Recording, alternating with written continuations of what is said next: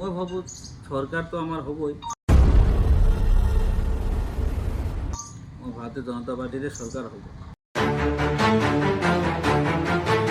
আৰু ইয়াৰ পৰা মন্দিৰ সমষ্টিৰ ৰাইজে যদি এবাৰ ভাৰতীয় জনতা পাৰ্টিৰ পৰা যদি আমাক জিকাই দিয়ে,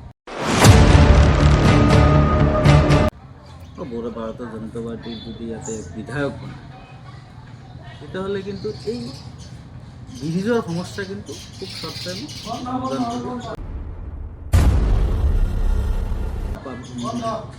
পাৰ্মানেণ্টলি এইটো এটা সলিউশ্যন হৈ যাব।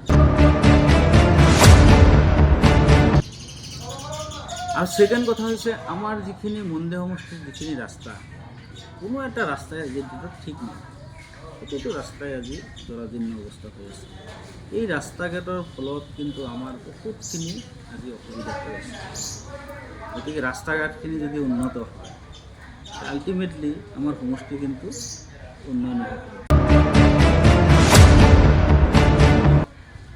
কিছুমান জেগা আছে আজিৰ ডেটতো ইলেক্ট্ৰিচিটি গৈয়ে পোৱা নাই। মই সেইদিনা এটা ৰামাপৰা এটা অঞ্চলত মই গৈছিলোঁ ভিতৰত, সেই তাতে মই দেখা পাইছোঁ আজি চ'লাৰ লগাই আছে, কিন্তু চ'লাৰ লগালেও সেই চ'লাৰতো কাম নিদিয়ে।